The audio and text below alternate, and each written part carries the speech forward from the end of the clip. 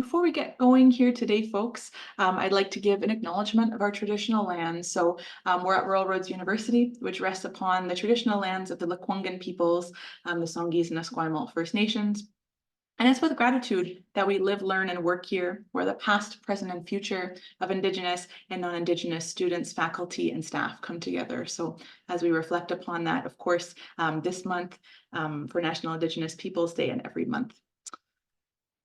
So as we start the session here, again, we're at Royal Roads University. We're going to be talking about our wonderful leadership program, our MA in Leadership program with our health specialization. So our session today is titled Health Leadership in Action, Alumni Insights and System Impact here. So joined by some wonderful folks here. So Dr. Niels Agar-Gupta, who's the acting director of the School of Leadership Studies. Niels, it's nice to see you. Thank you, Ariana. This is absolutely wonderful. Welcome everyone for joining us. We've got three fabulous alums who will have lots of interesting ideas and thoughts and experiences to share from their time in the MA Leadership Program. And we have actually Dr. Pram Gill, we have Sue Bateman, and Natalie Ferraro, who are here. And thank you so much, Ariana, for getting us all together and set up, and that's absolutely wonderful. You're going to have a chance to ask questions afterwards, and if we go to the next slide, that would be great. So we are really looking at, and we'll go one more slide here. So our alums are going to answer three questions really, and we'll go, Parm, then Sue, and then Natalie. But the questions really are, so how did the MA Leadership or MA Leadership Health degree prepare you for the challenges that are facing the healthcare system? I guess that's a real question around relevancy of the program. And then maybe you could share one or two highlights for you from your time in the program. And then lastly, what made this program so special for you that you're willing to come back and share your knowledge and experiences with our prospects here? So I hope that's going to work for everybody. And why don't we start with Pram? So, well, first off, Dr. Pram Gill is an internationally trained physician who has worked as a healthcare leader in various roles. She's with Island Health Authority, which she started while she was actually finishing her MA leadership degree, and has had multiple leadership roles, building community capacity, improving access and patient flow, and is currently the manager of care sustainability team, supporting operational leaders with optimizing the workforce using a systems lens. And she's also got certifications, including Quality Academy at Health Quality BC and the Project Management Certificate from UBC. And she volunteers as a patient partner through the Patient Voice Network. So welcome, Param. Thank you. So how did the program prepare you? I feel like the Royal Roads University program, it's very unique in a way that it actually gives you not just the theoretical aspect of what leadership is, what the challenges are, but also the practical piece of it. I have been using so many different methodologies, techniques throughout my career. And even in the last few years, it's been so helpful for me. So I find that there's a really nice balance of theory and how you can actually put it into action with practice. I did so much practice when we were doing our residencies, and that's one of the favorable moments that my favorite moments that I had were residencies. Unfortunately, the first one was virtual, but the second one where you can make connections and networking, and how people throughout, like people all across Canada come to Royal Roads, and learning from those leaders, from your peers, your cohort, was very, actually very, it has a lot of influence on how I practice now as a leader. And I forgot what the third question was actually. Uh, the the third question really was about what's made this program really special for you.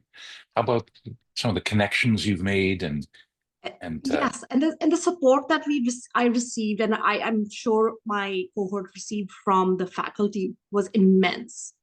I have never felt this comfortable in any programs. I've done a few, as you can see, and it's been a support where they know what are your qualities and how you can polish them, and what are the things that you need help with. And it's been really good, great experience for me. yeah, thank you so much for that. That's a great start. Um, my maybe what we could do is just move on. We'll come back and we'll have lots of questions, and then all three of you can answer the questions too. And I'm wondering, Ariana, if we could maybe take down the slide deck while people are speaking, I think that would be helpful too. So next slide, please.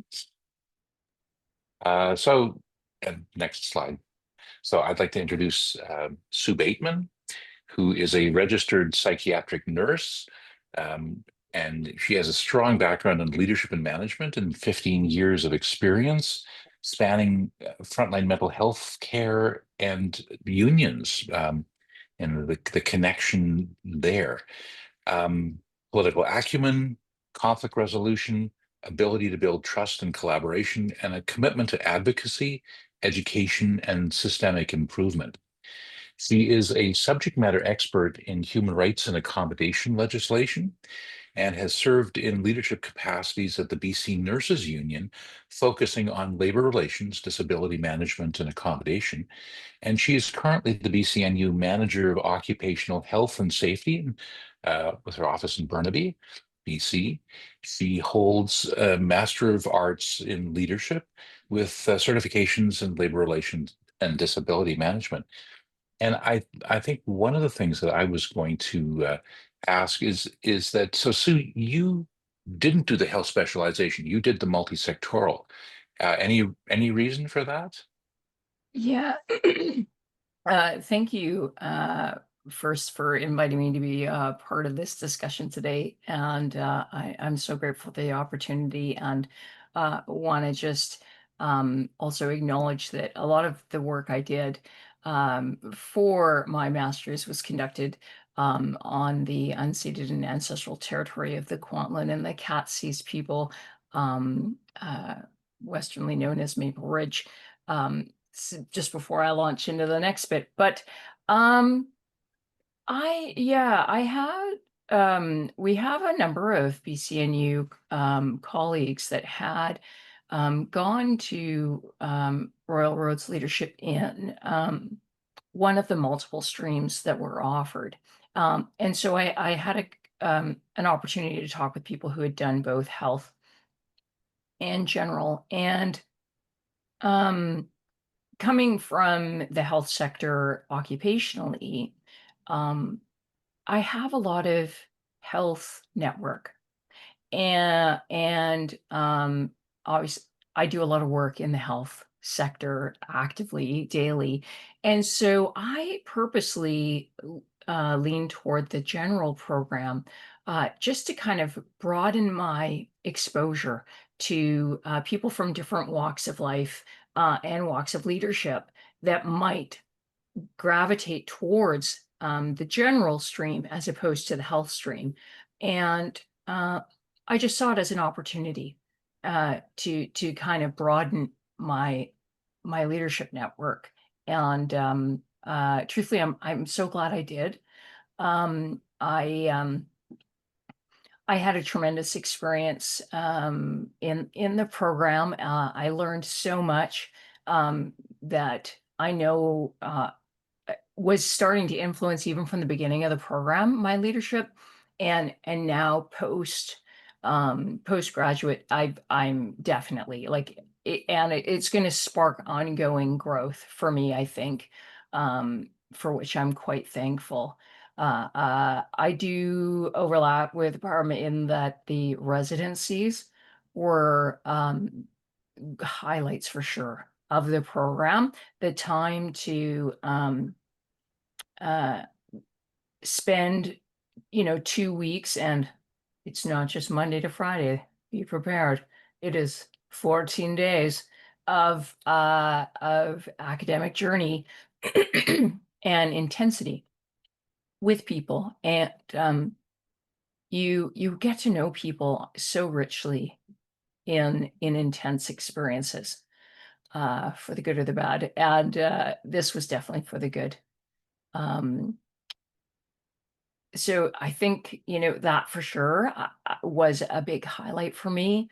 Um, I also so valued my growth in um, Indigenous research, history, and just culture that came with this program.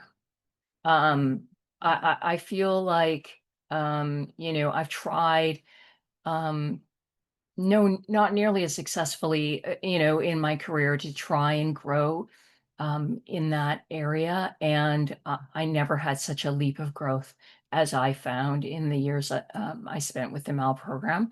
And that also really has enriched my ability to lead. Um, and just to be more aware and to share that, and hopefully grow an interest for people to learn more. I think it's just invaluable. um I'm terrible when someone gives me a microphone, so I will purposely step back a little bit, just to make sure we have room for everybody's questions, unless you wanted to flush anything else out right Well, now. I'm probably gonna do a second round here of Yeah. questions and maybe ask you all to share a bit about your capstones, because I think that might be a really interesting thing for people to hear too. Natalie, let me introduce you, and if I could get Natalie's introduction there, that would be great. Uh, so, uh, and so Natalie Ferraro is currently the Director of Nursing Practice and Corporate Education and the Interim Director of Laboratory Services at Niagara Health in St. Catharines, Ontario.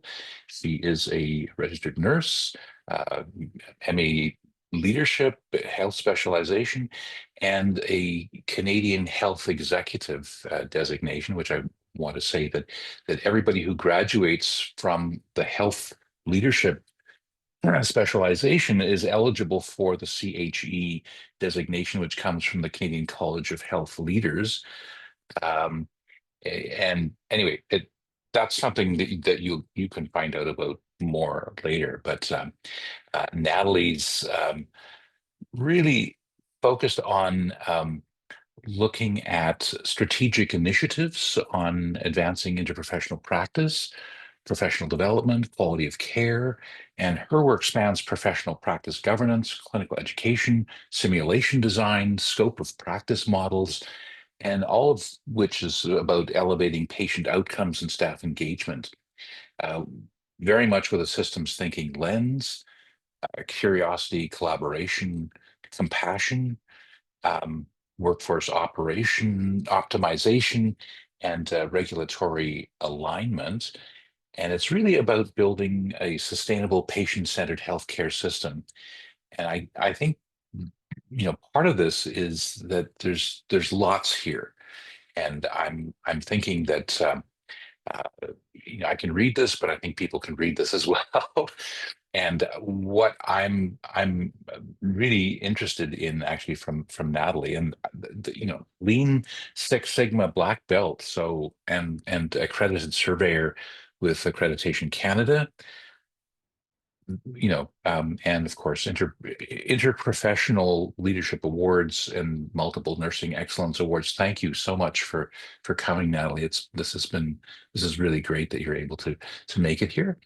Um, my questions really, so how did the MA Leadership Health Specialization degree prepare you for the challenges facing the healthcare system?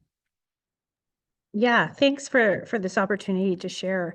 One thing I will say, taking this program, I'm going to be vulnerable here, which we learn a lot about vulnerability in our program, is when I first started the program, and I apologize if you hear noise behind, I'm here actually at a leadership forum presenting on the importance of resilient leadership with a trauma-informed lens, which you'll see will attach to my capstone research.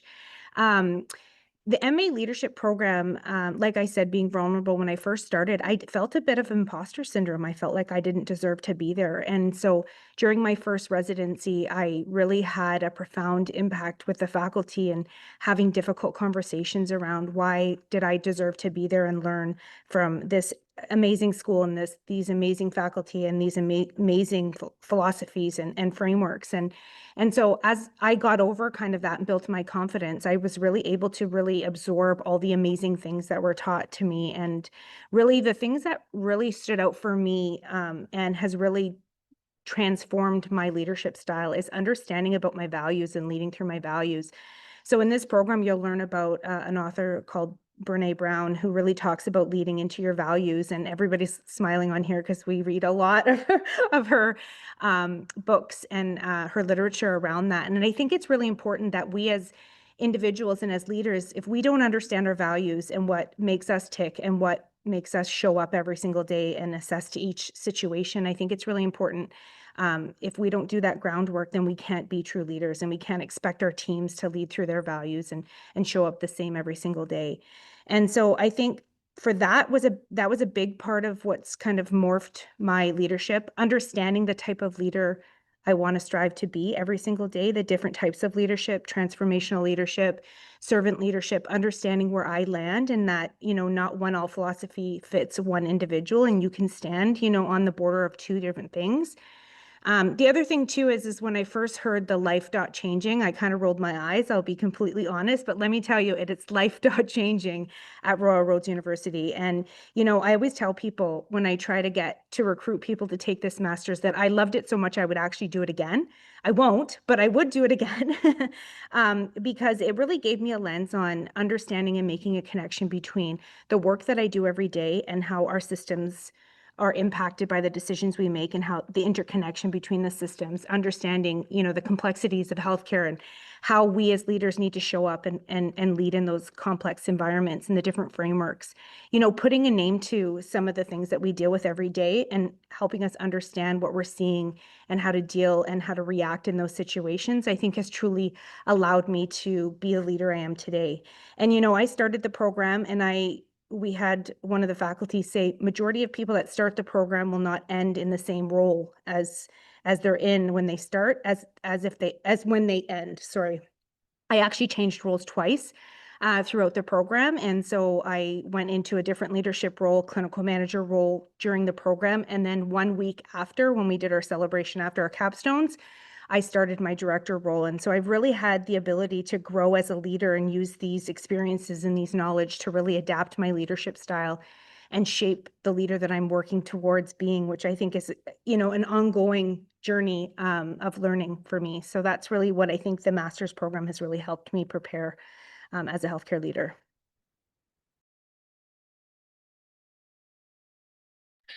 Thank you so much, Natalie. That was really excellent. Um, you've really triggered something for me, which I think is really important, and that is that in the program we actually have four basic principles, and given the state of leadership in the world these days, it's really hard to know what are some of the anchor points for people studying leadership. And I think for us, we feel it's really important that people really understand leadership as engagement, and it's really about engaging others and having people feel that they can contribute to design thinking and to not just to doing their jobs, but to really contribute.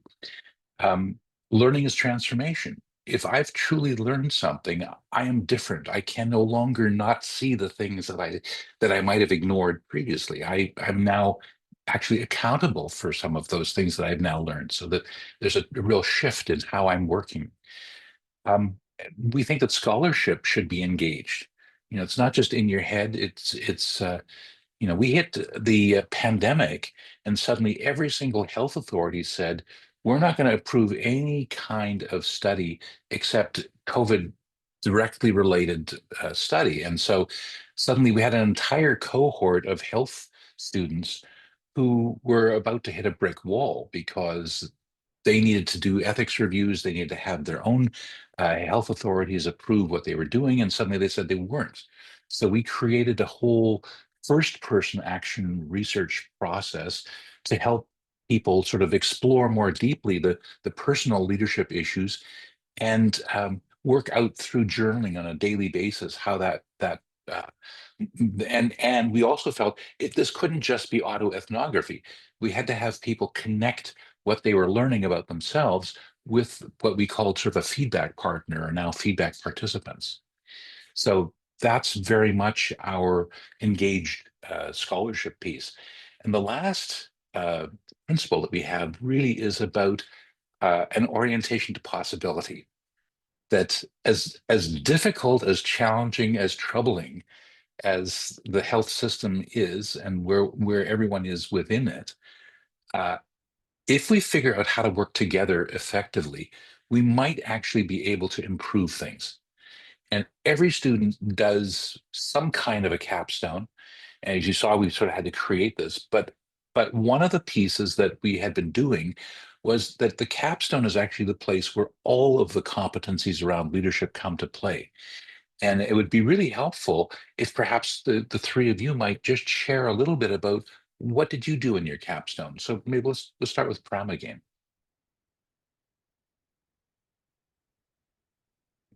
Your mic is off. Sorry. There we go. Yeah, sorry. I was using another mouse for some reason. Anyhow, thank you so much. I I'm so first of all, I'm so happy to see Natalie again. Um, um, just saying, I learned a lot as a leader, and just like Natalie, my positions changed during the program too. And then as you grow, you also grow professionally. So there was some benefits to our professional lives while doing this program. Coming back to your question, Niels, for my capstone, I did the thesis, and I no way in my life I had thought that I would be doing thesis work again. And it was it was a journey, but there was so much support there at the same time. Um, I did my thesis on how to create a supportive and responsive cancer care for adolescents and young adults with cancer in BC. And I had some personal reasons for doing that, kind of choosing that as my thesis. As a person from a racialized community, I thought that that would fit really well, have a history of being a caregiver to my mom who had cancer and things like that. But having that information and something that I've held so dearly uh, to transform into work and actually moving through the process was not only I was able to complete my thesis and have a degree, but it was a healing process for me. Very thankful to my program leader and my supervisor and my uh, my committee members who helped me through it. I use it's like it's a test right now. So I use patient-oriented research and participatory action research, which I hope all the students will learn when they join this program, and where we learn different methodologies and where you pick what is the best way to move forward with your question. So you have a question in mind, and then you proceed with to find the answers to. And I'm sure others as would agree that we start with one question, you change during your program, and you're like, nope, this is not what I'm wondering, this is not what I want, but the answers are totally what I had not anticipated. And it's a whole new world. You walk through that journey with a question, and then you come to an answer, and it's just really a good learning opportunity for overall. Thank you, Pram. Sue, how about you? What kind of a capstone did you do? Well, I also did a thesis, and I did an organizational one, partnering with Fraser Health Authority, and I looked at enhancing positive disability management outcomes in the Fraser Health Authority, learning from nurses and disability management experience. And so the goal of my research was to look at whether there was a way that the Fraser Health Disability Management System could improve outcomes for nurses that went through their program. And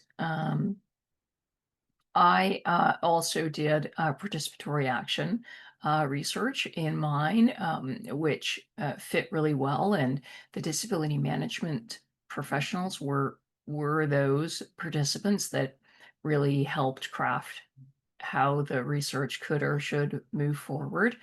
Um, and it as well, Natalie's comments around values, and there was a lot of values-based tethers in both the way I chose the topic and within the exploration itself, and then more has spilled into my work life because of the program and the thesis experience for me.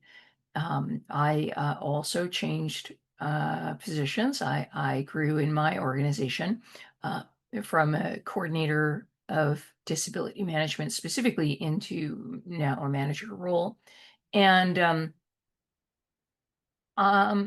yeah, I don't feel like it is an end of the line destination. It's an ongoing growth, both professionally and just in leadership in general, that has come from this program and the experiences that I've had in either the learning, the support of the faculty who are so wise, and down to the cohort. My class and I started right off the hop. Well, if I have to, I was a catalyst here. I'm an extrovert through and through. So I started marketing to my cohort that you were part of what I paid for.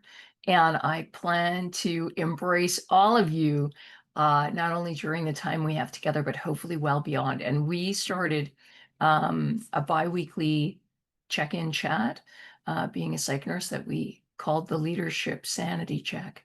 And it carried on through the whole program. And I have it's a thread on our WhatsApp with many of our colleagues from the classmates from our cohort are still part of it. And not you also may experience that while folks may all start together, you may not all finish together. Many of us are working at the same time, and so between life and occupation, curveballs that happen through your learning journey, some people will take a bit, they will conclude at different time junctions. So most of my classmates just they graduated in a few months back, and before me, and so I was a little bit after them. And having that connection with my classmates that was able to persist beyond the regime of that class schedule has been such a delight and support, that I strongly will nudge any of you to try and build when you start your program, if you haven't already. Thank you so much, Sue. Yes, you've hit on a couple of really key points here. You, the student, are actually a core part of the learning of other people. and you help others learn, and they help you learn, and that network that's created becomes a really critical part of the whole process. Natalie, could you share your capstone experience, please? Sure. I did not do a thesis. So I did a first person. So as you were talking previously, I did a first person capstone on trauma informed leadership. And so I think a paramount moment within this program is I had never heard about trauma informed leadership. And I remember I was up north at the cottage again, like everybody says, we're working full time, we're trying to get vacations in. And I was listening to a presentation on trauma informed leadership. And in that moment, a light bulb went off in my head, and I actually started to cry because my career has been, I was an emergency nurse, and then I worked in the pediatric intensive care unit for 13 years. So I was able to put a name to all the experiences that I had as a frontline nurse. And so all of those traumas that I endured as a nurse that I just pushed down. And I remember the individual that was speaking about it said, into that Pandora box, we just kept pushing it down. And we do that in healthcare. And so right away, as soon as I learned about trauma and how it impacted me as an individual, as a nurse, as a parent, as a wife, as a person, I knew that it was important work that I wanted to continue to learn about and to research about. And so I did quantitative research on trauma-informed leadership, and truly how can a trauma-informed leader within a healthcare organization help identify trauma signals and cues within our teams to help guide them to a recovery pathway. And so I think it's really important to understand that, I can't speak to the education or the academic centers across the country. I can only speak to where I was educated, but we don't spend enough time training healthcare professionals on trauma-informed leadership approaches or lens.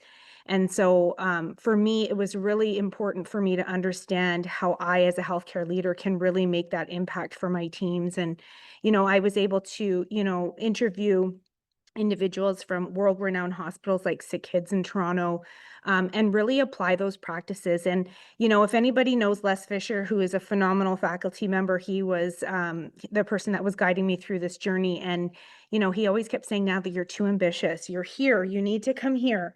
And so I said, I came into my personal capstone and I said, I'm going to make my entire organization of 5 hospitals a trauma-informed organization.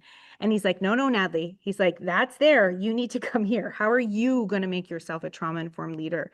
And so I'm happy to say that, my research and my capstone was truly a pivotal moment in my career as a nurse. And, my job as a healthcare leader within a complex environment is to truly make the impact in somebody's life every single day. And whether that's right down to the patient level, or whether that's my team who gets to provide care to our patients in our community. And so I'm finding different ways to embed trauma-informed practices across the organization. I'm writing curriculum currently with Brock University on a transition to practice for nursing students that will be launching in 2026, that will really talk about trauma-informed approaches and understanding how well-being and understanding trauma can truly impact how you provide care across the province.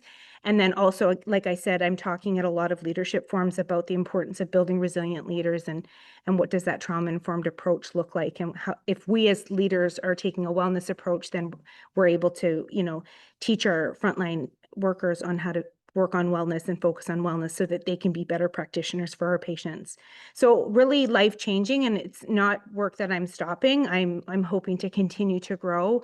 My goal will be eventually to get my PhD, if I can get my husband to agree to that. But yeah, it's definitely, my capstone I just broke the ice. And so there's lots more work to do around that. Oh, thank you so much for that. That's fabulous.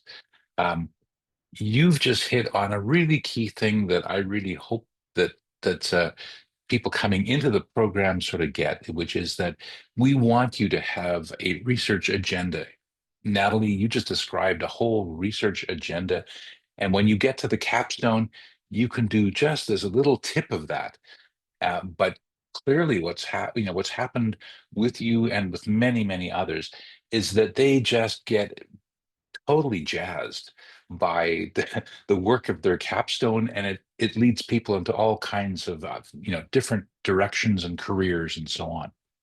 Wonderful, absolutely wonderful. Um, So is there anything that any of you would like to say before we open this up to the to our audience here in terms of comments from other folks that you've heard? I'll just add one more comment because I get this question a lot when people ask me about this program. Um, the number one question I get, can you work full time while taking this program? You can absolutely work full time while taking this program. I had a small family. I worked a very important job, and I was able to really, truly feel like I was immersed in the program throughout the 2 and a bit years. And so I think it's really important for people to think that they don't need to take time away from their jobs if they don't have the financial ability to do that, or away from their family, that it is doable, and you really can have it all, which I think is really important for people to know. Yeah, that's perfect. Yeah, absolutely.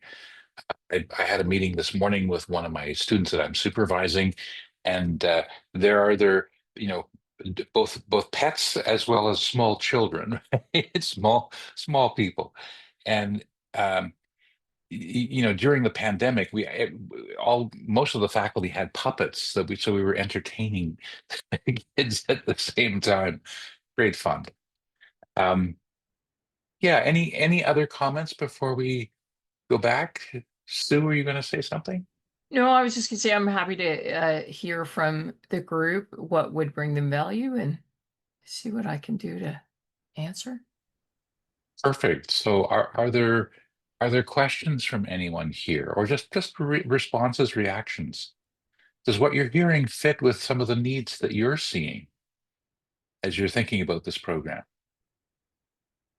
Kirsty, and you'll get your microphone on there. It'll be good. You should be able to, Kirsty. I think I gave you the power.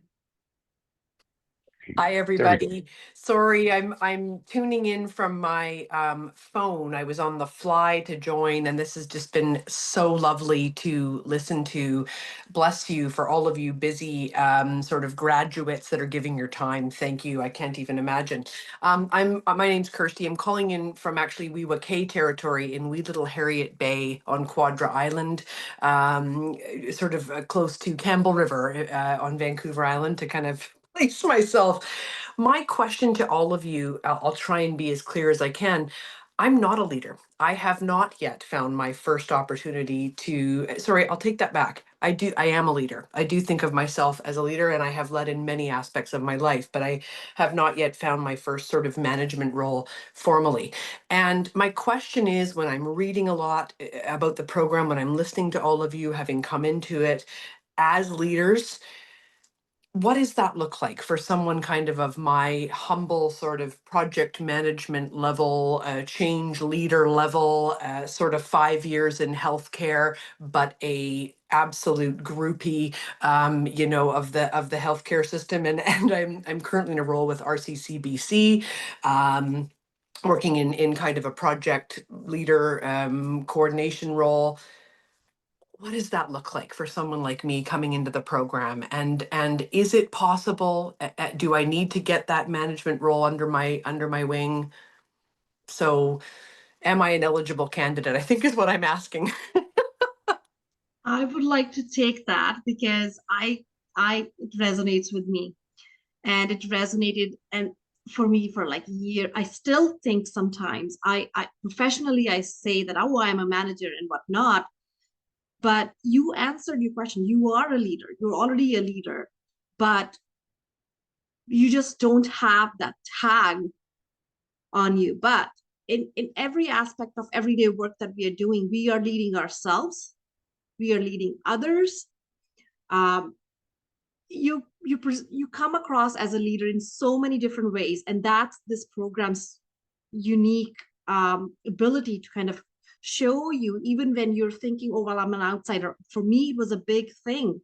I'm an outsider, I don't belong here. And Natalie, who has been in the leadership role for so long, had been feeling that as well. But it's just, it's who you are, and it's a really nice program to kind of have that insight of how you present yourself. how you navigate yourself everyday challenges, how are you bringing yourself forward on during those challenging times. That's what makes you a leader. You could still be a frontline worker. You could be anybody actually, and be a leader. And yes, you are eligible. If you're thinking of taking this program, yes, I wouldn't say technically, but if you're thinking, you're already there. We Uh, do have an emerging leader category that we look at in terms of eligibility for the program, and that's certainly something to consider. Sue, you had something. Yeah, I was gonna say I definitely agree with Param, and that in the studies when you decide to pursue them, we won't go with if, that you'll learn about the relationship between leadership and followership, and how they really are this constant change of where you sit in that relationship, let's say, in your personal life, your professional life. And I totally think that this program would bring just about anyone service in growing both sides of that, becoming a better follower, becoming developing your maybe formal leadership capacity, where because many folks are informal leaders, and uh, it'll come. And in fact, not that any job is less busy because it doesn't have a certain title or acronym attached to it. Um, the I don't know how your job falls, but once you get into the senior leadership, they also delete that Monday to Friday 8 to 4 portion of how work works. It then becomes the all day, every day.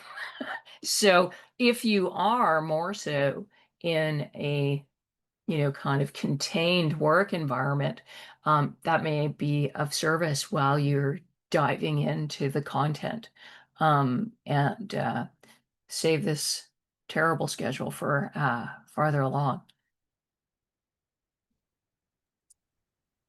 I don't know, Natalie, or if there are other questions. Yeah, I can just add one quick thing. I think I agree with both of what you have said. I think what's important about leadership's not about hierarchy, right? So we talked about informal versus formal leadership. And this program teaches you as a person how to, like I said, lead through your values, show up every day, be curious, build relationships, establish those respectful environments, create psychological safety amongst your teams. And anybody can do that, whether you're in a formal or informal leadership role. And I think that it helps you grow as an individual, and you'll really truly see clarity of what your path is going to be and how to get there. And all of the skills and the knowledge and the tools that you learn throughout the program is going to help you on that journey to get wherever you want to be. And I can honestly say, if I looked back 20 years from now when I became a nurse, would I be sitting in the position that I'm sitting today, and would I have taken this journey? Would I have gone back to school and got a master's degree? The answer would be no. But I think that, this master's program really helps you develop those skills, those tools, and that knowledge to truly be a better person and to help you on your leadership journey, whatever it may look like. Thank you so much, all three of you. Great answers.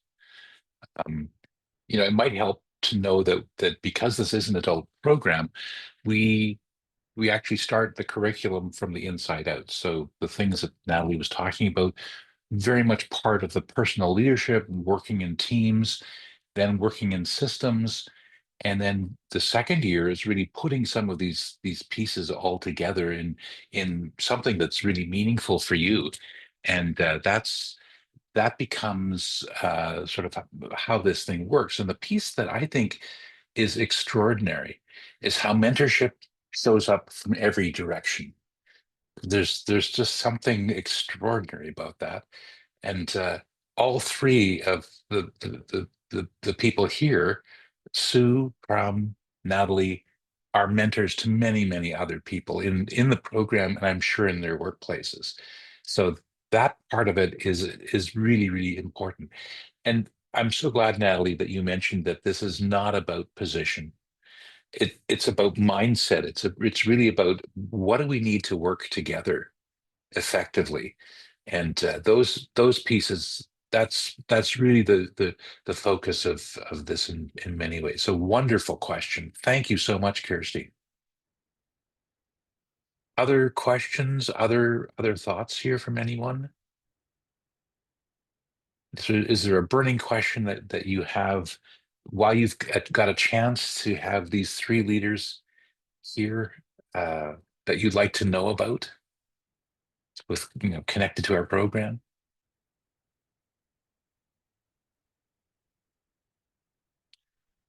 And it's okay that you don't as well. That works. But as a good teacher, I know I'm supposed to count to four here. And so I'll just wait for 1 second and see if anybody pops up with a question or a comment.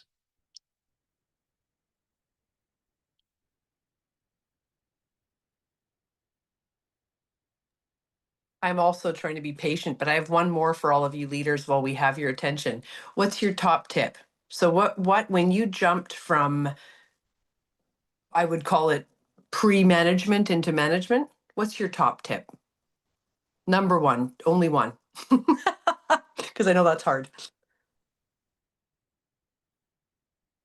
I can go first. I think for you in the position that you're in now would be to take this program. So this is gonna, like I said, I can't say enough that this is gonna teach you the skills, ability, and knowledge to help you grow, whether it is in a leadership position or whether it's just in your career or whether it's in your family, in your life, it's gonna give you those real skills. For me, I was always taught that building relationships is number one. Don't burn bridges because you're always going to need something from someone. And if you build a community around you and strengthen those respectful relationships and present yourself the same every day through your values, no one's ever going to say no. And you're going to have a team around you that really is going to help you succeed at the end of the day. So I think for you, it would be to take the program, but if not, it would be to work on building those respectful relationships and those and utilizing the people around you, not doing it independently, doing it as a team.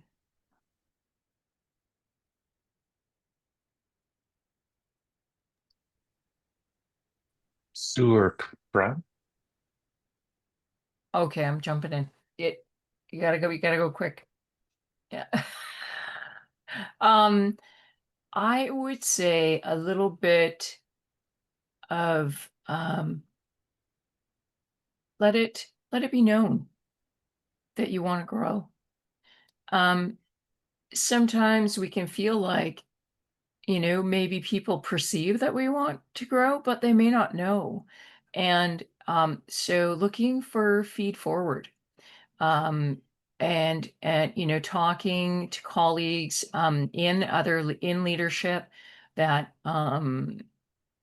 may be on your pathway or have qualities that you admire, and just say, I'm on a path to grow my capacity, my leadership, and do you have any thoughts for me?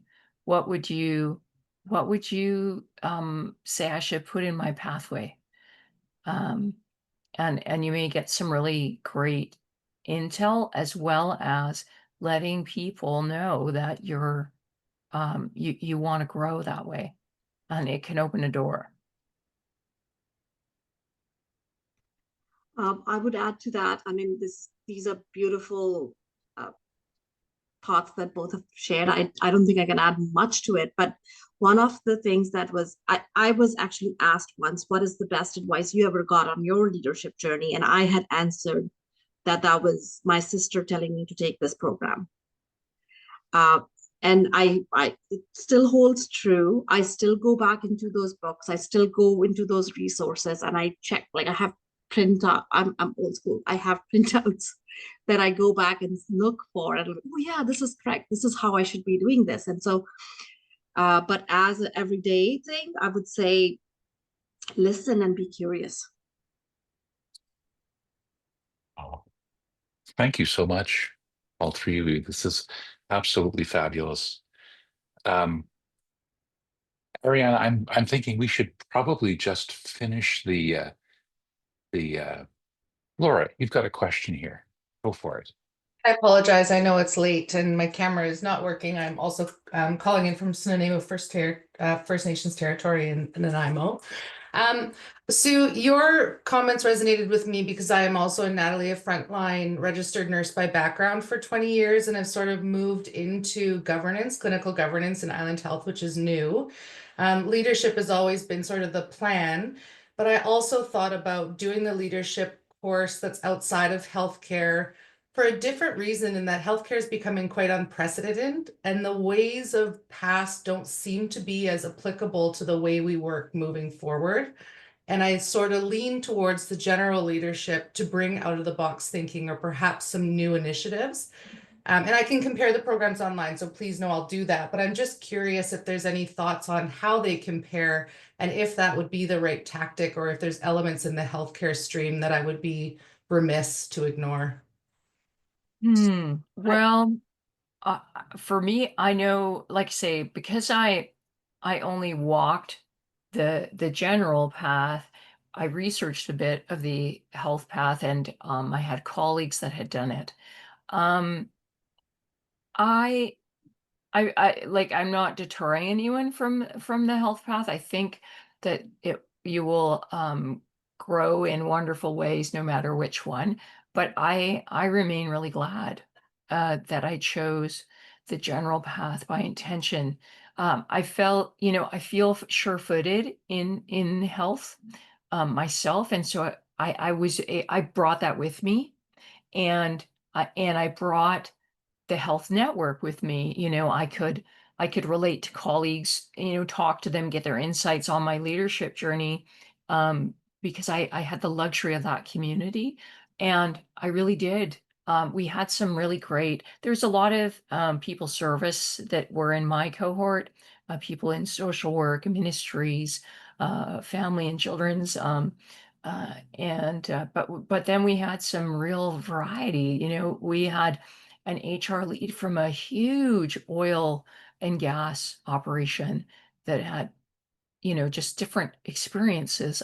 We had someone from Department of Defense in Ottawa. We had uh, just all different places, and they really enriched my journey because they came at things not with health on their mind. I had enough health on my mind to cover the base, I think. Stu, thank you so much. That's really good. I'm aware that we've only got a few minutes left, and one of the things we wanted to do at the end of this program is just talk a little bit about how does the program organized, and when can one actually come back in? How does one do that? And if you would advance this one more here, here's how all of the programs are organized, and the dates are different depending upon whether you're going for multi-sectoral or health, but it's a 2-year program, 36 credits. It's mostly online. Um, we have 2-week residencies, one when you start and a year later, just before you start doing your capstone. So the first one connects you with the cohort and connects you with the personal leadership pieces, and everyone is learning together. There are online pieces, there are electives that are possible here. In the second year, everybody does either some kind of a capstone, which is about creating some kind of positive change. And if you're doing a first person project, that's like, what am I doing? How can I make a positive change for myself? But connecting it with people who know you, and we have both an engaged leadership project, which is a little bit shorter, and then a thesis that is a full year in terms of how it works. And the last thing I want to say is that application deadline for health is coming up fairly quickly here, June the 15th, and the starting date is then 15th of September. I would like to just, before we, I turn this back to Ariana for the last couple of minutes here, I just really want to thank all three of you, Sue, Pram, and Natalie, for coming on. Thank you so much. This has been absolutely wonderful to hear your experiences, and this is really, really perfect. And of course, there's all kinds of lovely comments here that Lisa's added into the chat. And Sue made this great comment: residency equals a beautiful 2-week pressure cooker of learning and growth and friendship and development in very generative kinds of ways. So all very, very good. So let me throw this back to, thank you, and let me throw this back to Ariana for the last bit here. Wow, thank you so much, everybody. That was really fantastic. Again, we're 12:59. I will not take up too much of your time. The discussion was so fabulous. So, of course, well worth it. If you are thinking of applying, just a couple very brief slides on how to apply.